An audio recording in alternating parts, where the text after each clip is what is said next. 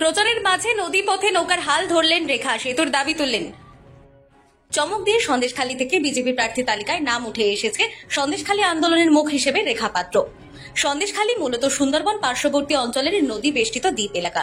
এখানে জলে জঙ্গলে নদীপথ সহ সংগ্রামের মধ্য দিয়ে জীবনযাপন করতে হয় সাধারণ মানুষদের।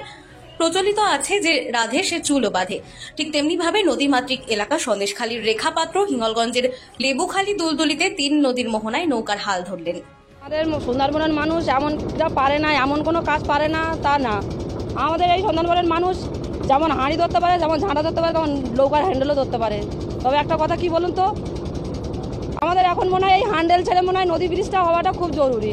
আজকে আমাদের জনগণের সাহায্যে আমরা এতটা আসতে পেরেছি। আর যদি দিল্লি অবধি যেতে পারি তবে এটা দিল্লি অবধি আমরা তুলে ধরবো, যাতে আমাদের এই নদীপথে ব্রিজটা হয়।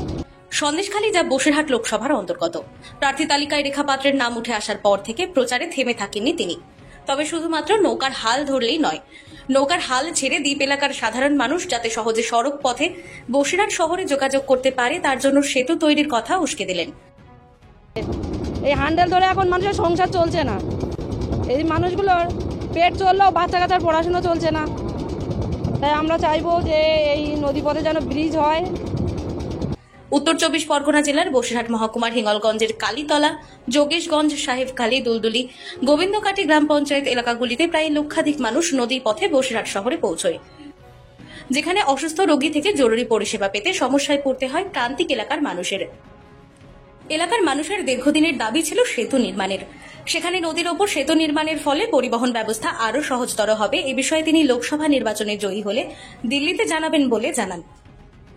সমস্ত রকম গুরুত্বপূর্ণ শিক্ষণীয় খবরাখবর সবার আগে জানতে অবশ্যই আমাদের চ্যানেলটিকে সাবস্ক্রাইব করে রাখুন।